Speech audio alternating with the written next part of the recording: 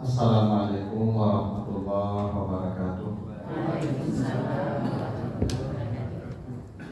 Alhamdulillahirabbil alamin. Wassalatu wassalamu ala asyrafil anbiya'i wal mursalin wa ala alihi wa ashabihi ajma'in. Bapak, Ibu, sidang hadirin yang dimuliakan Allah, yang hormati guru kita Ustaz Sofat. Kita lanjutkan pembahasan kita dulu yang belum tuntas di surat Ad-Duha ya. Dari surat Ad-Duha dulu sampai ayat yang keempat. Walal akhiratu khairun laka minal ula. Surat Ad-Duha surat 93 ya. Kita baru ayat yang keempat dulu. Allah berkata kepada Nabi Muhammad, sungguh akhirat yang lebih baik bagimu dari dunia. Nah, kita sudah jelaskan kemarin kenapa akhirat itu dibandingkan dengan al-ula, bukan dengan ad-dunia. Ya maksudnya ya dunia, tapi dunia di sini digunakan kata al-ula. Padahal kata akhirat itu sandingannya dunia. Ya walatan sanasibaka minad dunya ya wa bataghi bima atakallahu daral akhirat walatan sanasibaka minad dunya. Jadi akhirat dalam Al-Qur'an selalu dilawankan dengan dunia. Tapi di ayat ini akhirat dilawankan dengan ula. Nah, itu sudah kita jelaskan ya. Mudah-mudahan Ibu masih ingat nih. Ibu masih ingat penjelasan saya dulu bahwa kata ula itu berasal dari kata awal. Awal itu untuk laki-laki artinya yang paling tinggi, yang nomor satu, awal itu. Kalau perempuannya ula, ya. Jadi yang paling tinggi nilainya itu awal, nomor satu. Kalau perempuannya ula, laki-laki berusia nomor satu tak pernah sama orang, tak campur-campur ya. Beda-beda. Nah, kenapa disandingkan akhirat dengan ula? Kalau ada di dunia ini yang nomor satu, cari saja yang nomor satu di dunia ini. Nah, tak akan sebanding dengan yang paling kecil di akhirat. Kira-kira begitu. Kalau dengan dunia disandingkan, dunia itu artinya buruk. Dunia itu paling buruk artinya. Yang baik dengan yang buruk disandingkan kan tidak sebanding. Nah, maka dipilih Allah al-ula gitu ya. Jadi akhirat lebih baik dari al-ula. Baik. Kita lanjut ayat kelima dan berikutnya. A'udzubillahi minasyaitonirrajim. Wala sawfa yu'tika rabbuka fatarda. Dan sungguh Tuhanmu akan memberimu apapun yang kau minta, maka engkau pasti puas dengan pemberian Allah. Jadi ini jaminan Allah ke Nabi Muhammad, engkau kalau mau apa saja mintalah, pasti diberi Tuhan. Nah, kira-kira gitu ya. Mau minta emas, itu bukit-bukit mau jadi emas semua, jadi emas semua. Apapun yang diminta Nabi pasti dikasih Allah. Gitu, tapi Nabi tidak minta dunia. Ya, itu makanya istri Nabi ya pernah demonstrasi, lalu Allah suruh ceraikan mereka. Ibu bapak kalau baca di surat surat Al-Ahzab 28 ya. Nanti ibu baca di Al-Ahzab 28 bahwa Nabi disuruh menceraikan istri-istrinya. Ya, kata Allah, ya ayyuhan nabi kulli azwajika in kuntunna turidnal hayatad dunya wa zinataha fata'alina umatti'kunna wa usarrihkunna sarahan jamila. Wahai Nabi, katakan pada semua istrimu, panggil mereka, kalau kalian ingin perhiasan juga, maka dikasih satu bukit, satu emas, ambil masing-masing satu emas, satu bukit. Lah, tapi kemudian kalian diceraikan, berhenti jadi istri Nabi. Iya, karena ayat itu turun di Ibu. Karena istri Nabi pernah demo minta amih ke Nabi. Sebab istri Nabi kok sajak menikah dan Nabi tidak pernah pakai barang aneh. Ini ibu-ibu kalau kurang aneh kok penyakit tibon. Nah, ya memang Nabi itu tidak, tapi kan sudah dikatakan tidak dari baik dari dunia. Maka Nabi minta yang buruk. Maka Nabi tidak mau dunia. Kalau Allah mau, kalau dia Nabi mau dikasih Tuhan. Tapi Nabi tidak mau, istrinya mau ingin dunia. Jadi ibu-ibu di Madinah itu kayu-kayunya pakai cincin, pakai alam, pakai kantong. Suaminya pengusaha banyak dan pedagang-pedagang dan petani-petani kurma yang sukses. Nah jadi istri-istri orang di Madinah itu pame. Nah ibu-ibu kalau pame tangannya kan nyacuk ngergami dari orang. Ibu kalau di jari itu banyak cincin gua pame. Ada yang duduk di kursi. Biasa gitu. Kalau banyak kalang ame di tangan tuh, atau kayak Lisa rajin, atau baju sengaja langannya orang, atau itu bangkau dekor itu kelipet aja. Kayaknya ibu ada yang banyak kalang ame itu kayak kawas haji ke Semayang, itu takbir ihram itu beda ibu. Kalau yang tak pakai kalang ame kan takbir capek. Oh, tidak pakai kalang. Yang pakai kalang itu dulu Allah, tahan dulu. Pas tahan dulu. Itu. Istri Nabi kok angin, ya. Maka demo ke Nabi mogok. Tibo Nabi ke Aisyah tuh. Tibo Nabi ke Hafsah tuh. Ya pokoknya istri Nabi kok mogok dipengaruhi dia Hafsah. Jo Aisyah. Nah, kami. Maka turun ayat tadi. Kalau kalian ingin perhiasan, kasih perhiasan. Tapi kalian bercerai, ya dan diceraikan Nabi. Atau tidak pakai ame, tapi jadi istri Nabi masuk surga tanpa hisab. Nah, akhirnya lebih baik. Gitu ya. Jadi Allah itu bukan tidak mau ngasih, mau. Karena Allah sudah menjanjikan sungguh Allah pasti memberimu jika kau minta. Dan engkau pasti puas dengan pemberian Allah. Cuma Nabi tidak mau menggunakan hak itu. Karena Nabi tidak memandang dunia ini bernilai. Nabi itu Bapak Ibu Masya Allah. Kamar beliau tidak punya rumah itu. Rumahnya kamar, makanya Al-Hujurat. Itu surat Al-Hujurat. Itu tentang kamar Nabi itu namanya Al-Hujurat. Hujurat itu kamar itu. Rumah Nabi tidak ada. Nabi punya kamar saja, kamar, tempat tidur, tempat lapang sedikit untuk salat. Kata Aisyah, di kamar saya itu, saya kalau salat malam di belakang Nabi, itu ruku hidung saya ke bokong Nabi.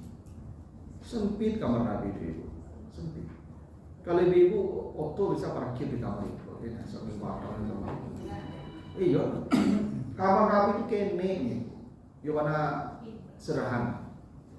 Nabi kalau tidur tuh ibu, itu dia lapik yang ketika bangun nampak wajahnya jajak punggung Nabi. Ibu zaman sisu orang lalu ada lapik pandan. Lapik pandan kotak-kotak suka tupik pada di rumah. Pernah ibu itu? Yang ibu susah pisah tuh. Pernah yang bilang kayu dari kene dah tahu tuh. Yang mudah dia buku tahu tuh nama rasa di kene. Ya. Lalu kamu ada lapik pandan, bukan lapik panjang. Itu lalu lapik pandan dulu kan ada di papan orang dia kampung rumah kan. Baca lalu itu jajak maunya itu. Itu Nabi begitu tuh. Sampai Umar mau memberikan kasur, Abu Bakar hendak membelikan kasur. Saya tidak punya urusan dengan dunia. Allah sudah menawari, wala sawfa yu'tika rabbuka fatarda. Kalau engkau mau, mintalah apa yang mau kau minta, pasti dikasih. Tapi Allah sudah mengunci di awal akhirat lebih baik dari dunia. Jadi memang Nabi itu hidup sederhana, itu bukan Nabi di pamali, bukan Nabi tidak mencari, tidak. Allah bisa saja tuh kasih.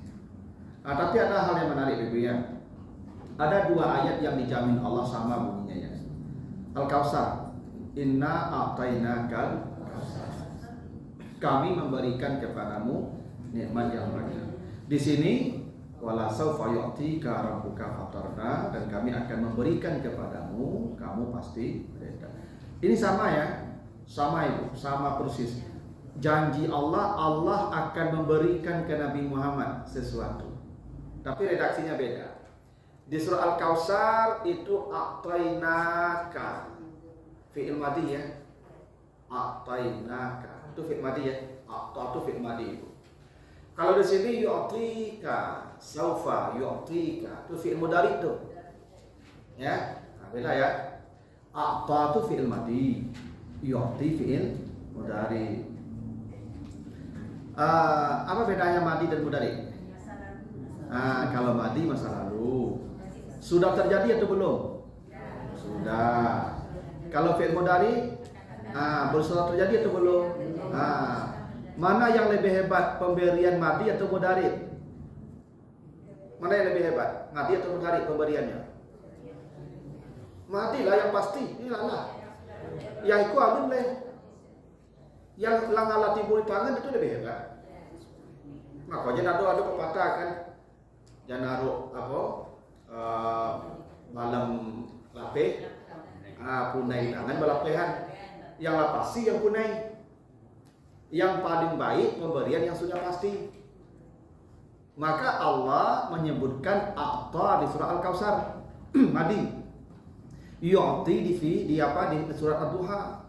Sama-sama memberi itu. Yang memberi, yang diberi sama-sama Nabi Muhammad. Tapi di surah Al-Kautsar fi'il madhi, di surat Ad-Duha fi'il mudhari. A'ta satu, yu'ti satu. Berarti yang di Al-Kautsar pemberiannya pasti. Dan pemberiannya lebih hebat karena sudah pasti. Yang ini baru janji, entah ya atau tidak. Ya, 50-50 baru. Walaupun pasti juga karena Allah yang menjanjikan. Kenapa begitu? Bahwa beda janjinya itu. Yang satu pasti janjinya lebih pasti, laptop. Yang satu masih 50-50, yu'ti. Karena di surah Al-Kautsar itu konteksnya kesedihan Nabi lebih hebat karena mati anaknya. Nabi Muhammad di surah Al-Kautsar itu anaknya mati, Qasim dan Abdullah anak laki-lakinya. Makanya ketika anak laki-laki Nabi itu mati, orang kafir Quraisy berteriak-teriak girang, Muhammad abtar, Muhammad abtar, Muhammad sudah punah, Muhammad sudah punah. Kan dulu orang sudah punya anak laki-laki, ibu udah punah tuh. Dia yang melanjutkan awak anak laki-laki, Fulan bin Fulan bin Fulan bin Fulan laki-laki. Kalau perempuan punah. Putus dia. Maka turun ayat inna syani'aka wal abtar. Itu konteksnya itu menjawab itu olok-olok orang kafir Quraisy. Sama dengan surah Ad-Duha. Kan surah Ad-Duha Nabi olok-olok juga. Namun Muhammad ditinggalkan Tuhannya, Muhammad dibenci Tuhannya. Maka dijawab mawadda'aka rabbuka wa ma qala. Tuhanmu tidak pernah membencimu, tidak pernah meninggalkanmu, tidak pernah membencimu. Jadi konteks surah Al-Kautsar itu anak mati. Dua, Qasim dan Abdullah. Surat Ad-Duha konteksnya Nabi yatim. Artinya bapak ibunya mati. Alam yajidka yatiman fa'awa. Gini Ibu. Mana yang lebih berat bebannya? Kematian anak atau kematian orang tua? Mana yang lebih berat? Kematian anak atau kematian orang tua? Tidak, lebih hebat kematian anak. Lebih sedih kematian anak. Tidak sedikit orang-orang yang kemudian sampai stres anaknya mati kan. Tapi kalau bapaknya mati, samigunya mereka berangkas nih warisannya. Enggak. Kesedihan anakku mati lebih hebat itu. Jadi orang kalau mati anaknya beban jiwanya lebih berat.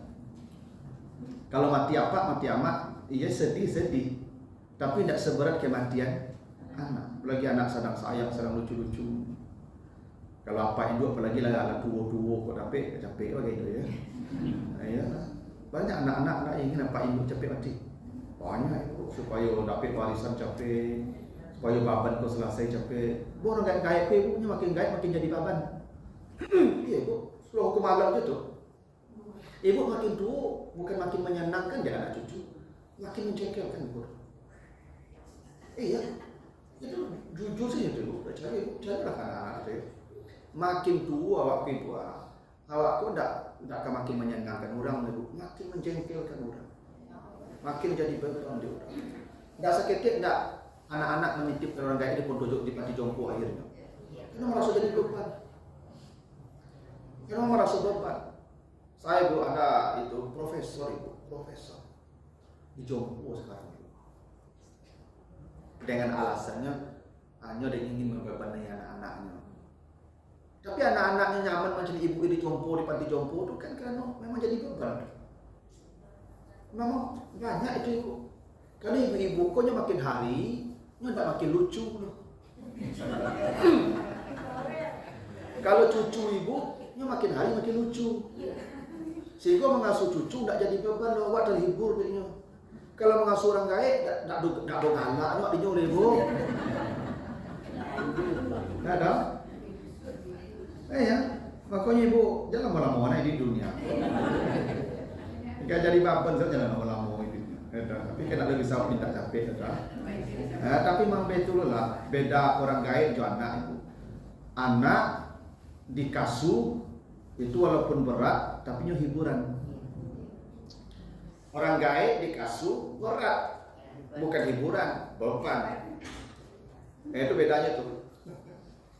Itu makanya kematian anak orang sedih, dan lama sedih.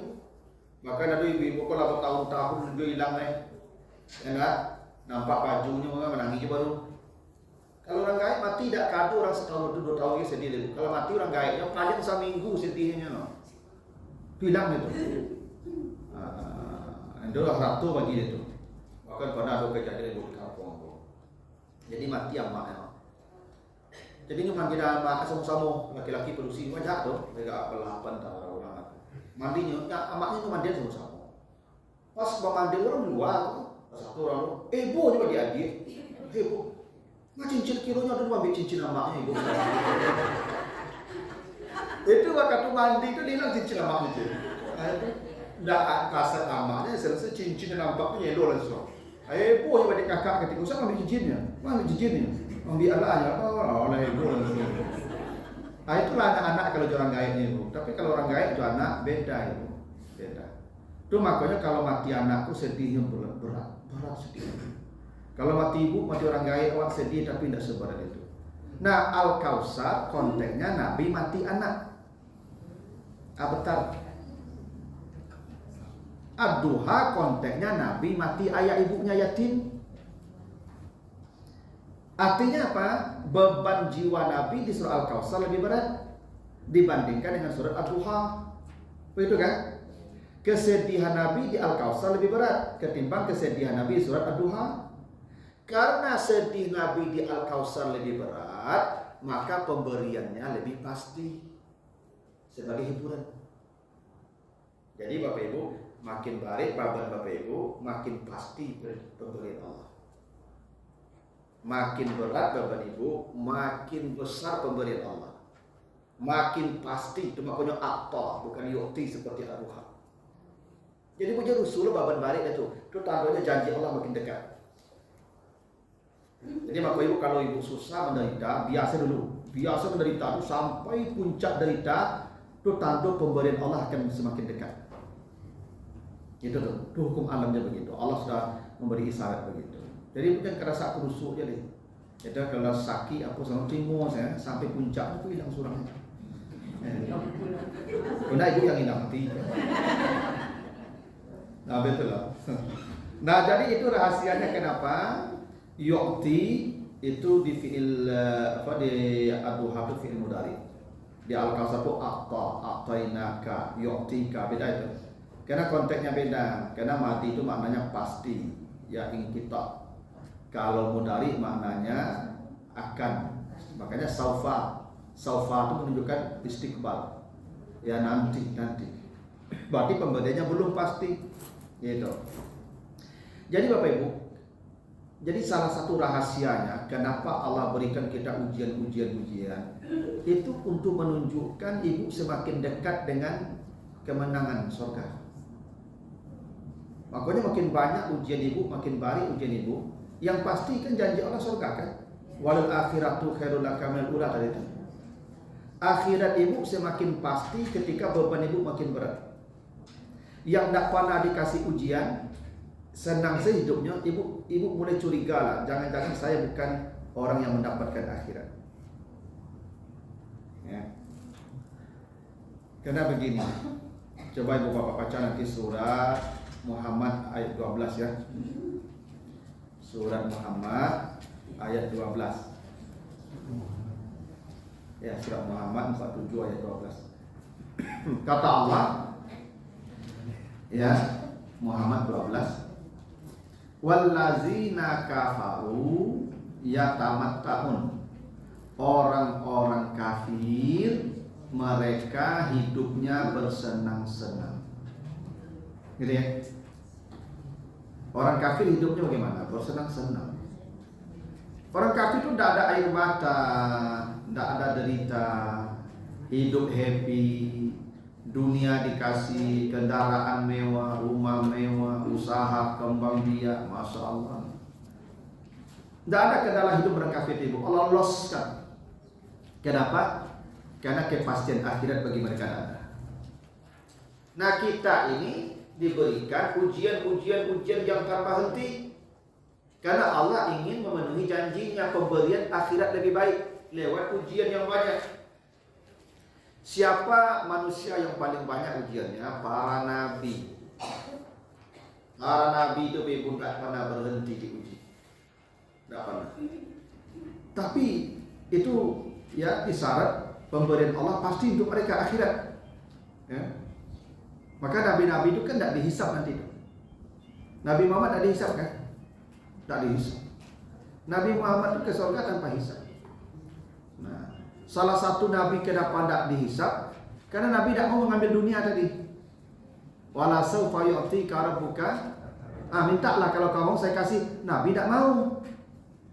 Makanya nabi tidak dihisap. Jadi dunia yang diberikan Allah ke nabi itu hanya untuk kebutuhan saja, bukan untuk kesenangan beliau.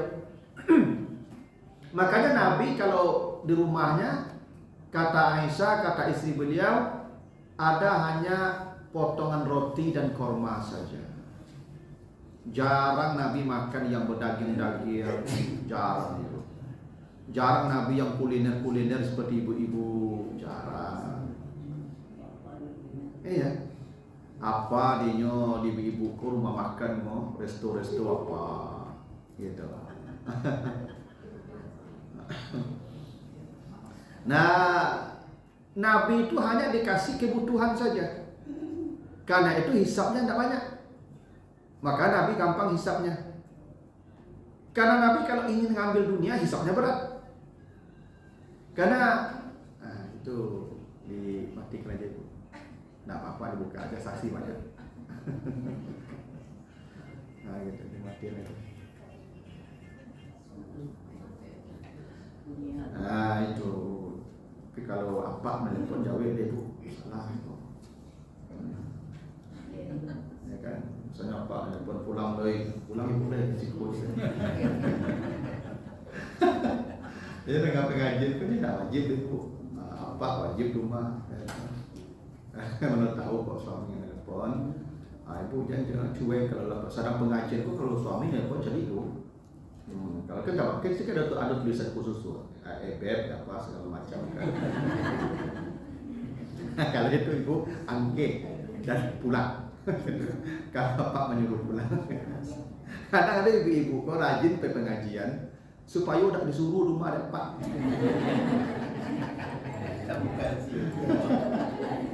Karena pengajian jam 10 jam 9 di bawahnya lain. Kalau begitu udah boleh deh. Kan Nabi sudah sebutkan, ada hadis kemarin saya bacakan tuh 4 ya, karena dalam hadis riwayat Abu Dawud kan, isa salat khamsaha, yang penting jangan salat 5 kali, tidak tambah sunat nanti, gitu ya. Puasa matsaraha, datang puasa Ramadan dia puasa, yang puasa sunat tidak usah puasa sunat. Lalu wa hafizat farjaha, dia jaga faradnya. Lalu wa ata'at zaujaha, dia tunduk dan patuh pada suaminya. Nanti di akhirat dikatakan padanya, udkhulil jannah min ayba bin syi'ti, masuklah kau ke surga dari pintu mana yang kau suka. Yang ketiga, yang keempat, yang paling pokok, taat patuh pada suami. Amal ibu bukan majelis taklim, amal ibu salat 5 waktu cukup. Tak berjamaah tak anti. Tak sembahyang sunat tahajud tak anti. 5 kali saja. Tu puasa Ramadan iyo, puasa saja iyo, tahajud tak, tarawih anti main HP salat hari. Tapi yang ketiga tu dia patuh sampai suaminya puas mati reda padanya. Allah katakan padanya, masuklah kau ke surga min ayyibabin syi'ti, dari pintu mana yang kau suka, silakan. Nah, itu yang saya katakan ibu. Walaupun sedang pengajian, ya kalau ada apa menelepon keluar, ya kalau disuruh pulang berlari pulang.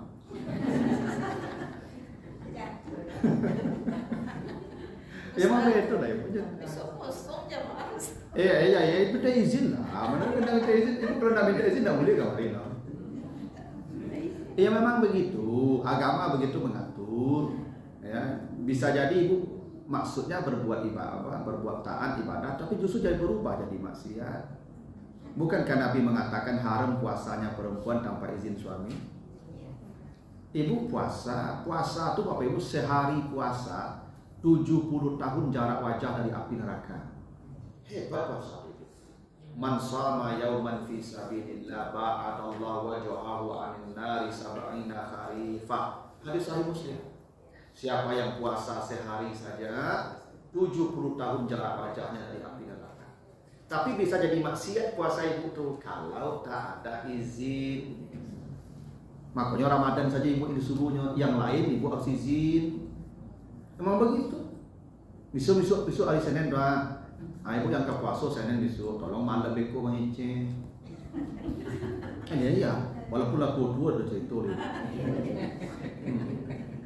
Angin malam Pak dan puasa besok di. Aku cerita jalan. Kalau ada ini indah tu bukan jangan lah itu tu. Tu indah. Hanya ibu boleh puasa ya. Nah begitu ibu. Tapi itu hebat tu ibu. Buka puasa lah disuruh aja. Lancar aja tu. Ya tu. Makanya sering saya katakan ibu, supaya menjadi cucu tu jadi maksiat itu libur kini banyak ke jadi cucu. Rasa minggu apa kau dah pulang ibu bagi dah. Dosa ibu. Makan apa surang masak, surang mencuci, surang mencuci kopi, surang dosa ibu, dosa. Tak mudah ajak pak ibu tak boleh baik. Cucu tapaknya tu amaknya tu ada urusan ibu. Suruh buat kawari ya cucu tu je. Nah, kalau ibu kan lama saya payah mak meninggal apa. Lain izin Ustaz. Bu, kami di Malay Batangka lah kayak. Ibu kau di Tagahan tak kata Tagahan ke ibu. Percuma sih Tagahan. Kan apa dah cakap aja lah. Kami lah jengkel tinggal ibu. Tak boleh tu. Mau tak boleh. Ya, ibu melayaninya. Maka kami menikah ibu tu kan ibu kami beli dulu itu. Itu ibu akad nikah tu jual beli ibu. Budak halal tak digauli tuannya ibu. Kenapa halal digauli tuannya? Karena dibeli. Akad jual beli jadi pemilik, jadi milik yang membeli. Ibu milik ayah ibu sebelum kami nikahi. Setelah kami dinikahi, ibu suami ibu nikah, itu dah jadi milik suami. Kalau dah balik dulu, halaku seperakat oleh salat dulu. Ya ibu yang salah, nggak murah. Karena ibu mahar itu ibu itu vetonya perempuan tu ibu. Jangan kira Islam tu menzalimi wanita gini. Anak perempuan saya ni ibu milik saya ibu. Saya berhak menikahkan dia tanpa pengetahuan dia. Saya suka ada laki-laki ni soleh baik dia, pasti baik ni lah. Dia cek lah. Ang menikah jo anak ambo ke fotonya. Lain pak anak ambo misalnya di rumah tu Jakarta misalnya kan kuliah. Nikahan, saya nikahkan engkau dengan anak saya terima menikahkan anak bapak sah lah. Bawa pulang. Tiba anak rumah anak ambo tanya tu siapa ya? Suami kau. Sah tu ibu. Minta lah maharnya. Apa maharnya? Karena mahar belum boleh ditentukan. Mahar milik perempuan, hak perempuan. Anak ambo tak ketujuhinya loh. Bisanya veto, apa caranya? Barang maharnya ruku ape. Iyalah, ruku ampe Pajero dua. Itu sasamok nih kok. Dah cukup pembagiannya lah. Kalau dah cukup pembagiannya, gagal enggak transaksi. Enggak batal pernikahan dengan sendiri. Itu hebatnya veto mahar. Kalau enggak sanggup dia bayar sesuai permintaan yang punya barang. Enggak bisa bayar, enggak bisa. Ya enggak jadi ya jual beli. Batal. Begitu kan? Nah itu makanya mahar itu milik perempuan karena itu harga jual dia. Enggak berani kutip. Ya tolong sumpah dia. Nah, ibu terlambat tahu. Aku untung dia sendiri udah tahu ibu. Kau tahu juga kalau nikah betul begitu. Dia minta Pajero 2 kamar cari yang bawa umur 25 atau 24 tahun udah tak bergaji begitu. Untung aja tak tahu Pak. Ada seperakat ada salat Pak. Alhamdulillah. Ada yang untungnya Pak. Cuma aku ini kini bagi tahu dulu dah bagi tahu ke siapa loh. Mayu kayak ibu. Ya kan? Dia orang mengicunya kan hanya minta segitu. Kan tak ada lagi apa icul itu. Dia minta segitu. Hanya tidak tahu karena itu harga jualnya. Gitu. Jadi ibu kami Bali itu. Nah kalau kami Bali ibu milik kami nih. Anda bisa ibu semena-mena. Iyalah aturannya begitu. Kalau anda ibu jangan nikah, surang ibu sebenarnya. Konsep ibu menikah, ibu menyerahkan diri ke kami kan, lewat wali kan. Ibu menyerahkan diri ibu ke kami itu, ibu serahkan diri ibu ke kami. Kami bayarlah. Gitu. Makanya ibu walaupun sampai ke tua-tua begini, kau jangan ibu jangan kesalahan tiangan. Baik bakat ibu, pulang bakat ibu, tak boleh tutur.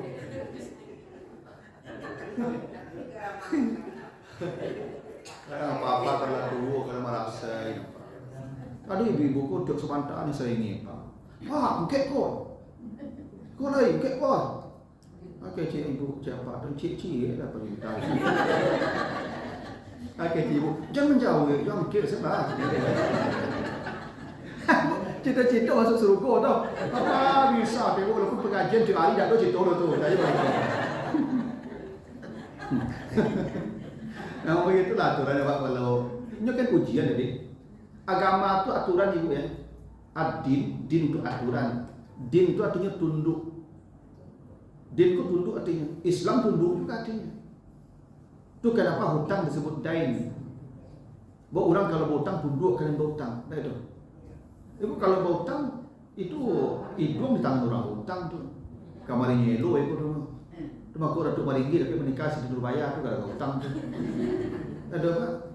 Makanya berhutang tu tak baik Pak. Ini tidak dicela tapi tidak baik kalau tunduk ke orang yang berhutang berikut. Negara kalau berhutang tunduk kena bagi hutang. Ada aku hutang disebut dain. Agama disebut din. Kita ketundukkan. Nah Allah kalau beragama kita memilih Islam ada aturannya ibu. Dan tunduklah ke aturan itu. Allah uji kita dengan aturan itu mau nak tunduk. Kalau ibu tidak mau tunduk, tak usah beragama Islam. Kaki aja lah, tak ada aturannya ibu. Bebas ibu. Maka itu mana aturan Islam? Ibu Islam. Iya betul lah. Bukti ibu Islam betul. Gitu. Bukan berarti memandangkan laki-laki ya kamu ibu dah. Dulu ujian. Bukti kita beriman, bukti kita muslim, bukti kita beragama, din, tunduk. Kalau agama mengatur begitu, ibu tunduk sajalah. Tuh kalau ibu pun tunduk-tunduk, patuh ibu kapak ke suami, tidak kalau kamu tuh kalau ada ibu mati ya pak mati. Tidak ada. Lagi ada umur segitu, pokoknya sampai tahun 5 tahun pun tak ibu mati ya pak mati. Nama begitulah. Bapak ke situ dari payah. Nah, jadi wala sawfa yu'tika rabbuka fatarda ya. Jadi Nabi itu mau kalau mau dunia dikasih. Namanya dikasih Allah lah, tapi Nabi tidak mau dunia, Nabi memilih akhirat. Maka kehidupan Nabi itu sangat bersahaja. Maka Nabi kemana-mana jalan kaki, tidak ada pakai kendaraan Nabi. Jalan kaki. Itu alasan Nabi itu kok sehat. Nabi kok tidak sakit, sakit Nabi sakit mati kan. Hari Jumat sore Nabi sakit maghrib, Nabi tidak tahu tak kali. Bisa Nabi. Jumat Nabi tidak tahu rumah sakit itu. Jumat, Sabtu, Minggu, Senin subuh Nabi hari subuh meninggal dunia. Itu sakit Nabi. Selama itu tidak ada Nabi sakit. Kalau Nabi itu subuh berjalan, kian komari berjalan kaki. Kan Nabi tidak punya kendaraan. Nabi kalau mau dikasih Tuhan, apa yang dikasih? Nabi Sulaiman saja dikasih angin, ya, dikasih kendaraan mewah. Nabi lebih hebat lagi dari Nabi Sulaiman. Tapi Nabi enggak. Nabi sudah yakin akhirat lebih baik dari dunia, maka ditawari Allah dunia, wala sawfa yu'tika rabbuka fatarda. Nabi tidak mau. Saya tidak ingin dunia. Ya. Karena dunia itu lama hisabnya, Ibu. Kata Nabi seringan-ringan hisab 500 tahun. Seringan-ringannya hisab 500 tahun. Karena audit Ibu tidak seketik Ibu harto diaudit, nikmat sehat diaudit, mato diaudit, telinga diaudit, semua diaudit. Ada di YouTube itu, kalau Ibu lihat di YouTube tuh, ada ketika itu anak tunanetra menghafal Quran di Mesir. Jadi ada anak itu Ibu usia belasan tahun hafal Quran 30 juz. Dia awalnya tidak buta, lahirnya normal Ibu. Tiba-tiba buta mendadak. Tapi setelah matanya buta, dia justru hafal Quran 30 juz. 30 juz dia hafal berkat bantuan bapaknya. Lalu ada guru datang bertanya kepadanya, anakku, kalau engkau diberi pilihan satu doa, yang doa itu langsung diijabah oleh Allah, apa yang akan kau minta? Kata guru tadi, apa jawabannya Ibu? Kalau ada doa yang ditawarkan Allah ke saya dan doa itu langsung diijabah Allah, saya berdoa, ya Allah, jangan pernah kembalikan mata saya. Itu doanya. Kenapa? Supaya saya bisa berhujah di hadapan Tuhan bahwa mata saya buta dan hisab mata saya dipiringkan. Itu hafal Quran dalam keadaan buta, masih takut dihisab. Kita tidak buta, tidak hafal Quran. Apa tidak susah hisabnya? Semua dihisab Ibu. Apalagi mobil, rumah, tas, ikut tas Ibu, koi tanjung semua. Marah ikut tas Bu. Ada yang 10 juta lagi, ada 1 juta lagi. Ibu-ibu kok macam-macam jual ragu tas Bu. Aduh, tasku yang jatuh 100 juta Ibu. Nyok membedakan tas Ibu, jadi cara membawanya. Kalau ada ibu-ibu membawa tas, nyuelo saya kantong asoi bantuannya, itu tas 1.000, 2.000 saja. Kan ada ibu membawa tas merdeka. Nah kalau merdeka membawa tas, itu ratusan juta. Nah merdeka. Kan? Ini si tas kok tidak lupa, isi tas kok HP, oh, itu lipstick sih. Tapi membawa tas kok mereka. Aku pasti tas mewah.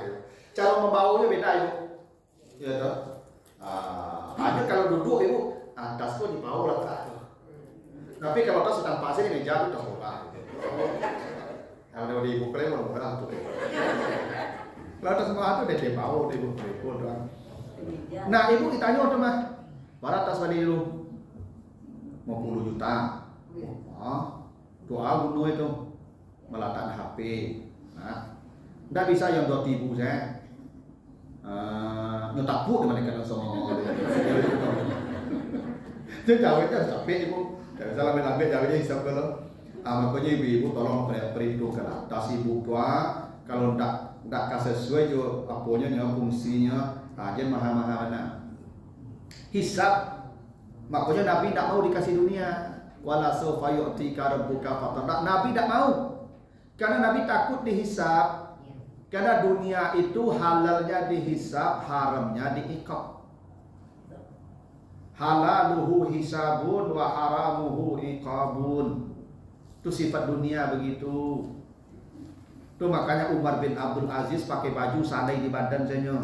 Kumu cuci, tunggu kalian pakai dia. Kalau takut dihisab. Takut dia dihisab kok itu. Ibu kama maduk baju, pasar baju, kamol baju, paralik baju, ada seragam untuk sabanta. Ada Ada COD nih. Ibu siap-siap lah dihisap besok dulu. Siap besok. Iya makanya Nabi tidak mau terima dunia. Nabi mau kalau dikasih bisa, tapi Nabi tidak. Beliau tidak mau. Beliau ingin cepat di akhirat, ingin cepat prosesnya. Itu makanya Abu Bakar As-Siddiq itu ibu sebelum mati, semua dunianya dikembalikan. Semua dunianya dia kembalikan sebelum mati. Yang harta, sedekah, ini sedekah. Sampai menjelang dia mati, dia tanya anaknya, anakku, cari harta saya apa yang masih tersisa. Kata anak-anak Abu Bakar, harta ayah sudah habis saya, tidak ada lagi yang tersisa. Habis. Satu-satunya harta ayah yang tinggal nih budak nih. Nah, Abu Bakar punya budak yang membantu dia mengambilkan air ketika sakit. Kata Abu Bakar, hari ini dia saya lepaskan. Saya lepaskan, dia merdeka hari ini. Tidak ada lagi hartanya. Ditanya sahabat Abu Bakar, kenapa budakku kau bebaskan juga? Kata Abu Bakar, saya takut Allah bertanya tentang dia kepada saya di akhirat. Itu kata Abu Bakar. Ibunya dicontoh Abu Bakar kok. Ibu serahkan lah, ibu selalu sakit dan anak ibu udah sama juga Abu Bakar. Ya tapi begitulah orang-orang tertentu yang takut dengan hisab, sebelum mati dia kembalikan kepada Allah. Kalau ibu nak kembalikan, ibu udah dihisab nih. Kalau tercatat itu milik ibu sampai mati dihisab. Pasti dihisab. La tus'alunna yauma idzin anin na'im, tak gitu. Itu nikmat tak? Nikmat tak? Dihisab tuh ibu. Nabi itu yang takut. Ditawari dunia, jangan saya tak mau dunia. Kasih saja kebutuhan saya. Makan dikasih, pakaian dikasih, tempat tidur, semuanya sekedar kebutuhan saja. Tidak ada kenikmatan. Bukan tidak boleh bernikmat, boleh saja. Begitu ibu ya. Itu maksudnya wala saufa yu'tika rabbuka fatarda. Tapi ibu jangan ikut oto dijual lo, rumah dijual lo, sado serakahan ada. Gini, ibu meninggalkan warisan untuk anak cucu berpahala anak. Pahala. Apa buktinya meninggalkan warisan berpahala? Di surat An-Nisa ayat 13 dan 14-nya, orang yang membagi warisan, ya, orang yang membagi warisan berdasarkan ketentuan Allah, maka surga untuknya. Baca tuh di An-Nisa 13 dan 14. Kalau dia tidak membagi warisan sesuai ketentuan Allah, neraka untuknya. Masuk surga apa sebabnya? Membagi warisan sesuai ketentuan Allah. Wa may yuti'illah wa rasul. Ya tak? Kalau mereka taat pada aturan pembagian warisan, dibaginya warisan itu masuk surga. Membagi warisan saja masuk surga. Yang meninggalkan warisan kira-kira masuk surga nak? Ya masuk surga lah. Karena meninggalkan warisan itu juga bahagian dari perintah Allah. Jangan kau tinggalkan anak cucumu lemah. Nah makanya ibu, jangan pula ada ustaz nih, harta kita yang kita sedekahkan, yang kita tinggalkan itu bukan punya kita. Kita tidak dapat apa-apa, gitu ya. Maka sedekahkan semua. Jangan. Meninggalkan warisan itu juga pahala. Yang membagi saja dapat pahala, apalagi yang meninggalkan. Silakan Bang. Ya nggak apa. Ya, sesuaikan dengan kondisi. Yang tidak taluk di bawah dia teh. Nah, kalau raja yang di umum Sagiko kok kan macam-macam. Mau menuju ada di kursi. Di Ambon tidak ada masalah itu. Jadi bu suka sagala muncul lah. Bebas ya, Tidak bebas. Kalau masih suamu muncul barang bodoh, mundur muncul lah. Kalau model-model itu, kamu nak muncul tu, rematik lah kamu aja. Yang penting tak tibu di pengajian kuat, alhamdulillah. Walaupun tibu sih menyadar kalau ada ya. Ibu tak bana ibu lalu, walaupun mendengar matu ibu kamu, paling taluk ibu menyerap itu gak 50% kelakuan. Kalau memang apa nama tu aki ibu pun suah. Hukum anak. Hukum anak. Bahkan ada lah 10 di kecil sabali namanya. Hukum alam at-ta'allum fil kibar kan naksi alal ma. Kalau belajar di usia tua seperti mengukir di atas air. Itu sudah hukum alam. Ibu cobalah ibu kalau jujur ayat-ayat yang hafal di ibu kini kuah itu yang hafal ketika ketik-ketik dulu. Yang kayak gini kok tak tambah hilang gitu ada. Tapi mulai kamu datang ke pengajian duduk di situ, dosa diampuni, rahmat Allah turun. Itu yang kita harap. Modal pulang menghadap Allah itu ampunan. Ya ayyatuhan nafsul mutmainnah irji'i ila rabbiki radiyatan mardiyah. Wahai jiwa yang sudah dapat ampunan, yang sudah tenang, pulanglah engkau menghadap Tuhanmu. Kalau bisa lah Bapak Ibu mati dalam pengajianku, alhamdulillah. Aku ibu apa rajin-rajin datang pengajian lama-lama duduk untuk mati situ.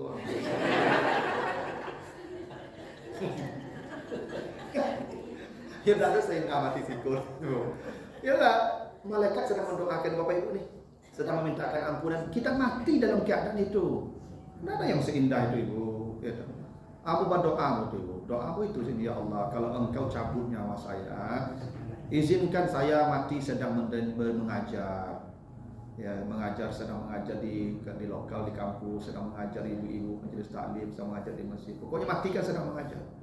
Jadi kok kan nampak sasak ngomong sedang ceramah, itu linyo tu ibu ya.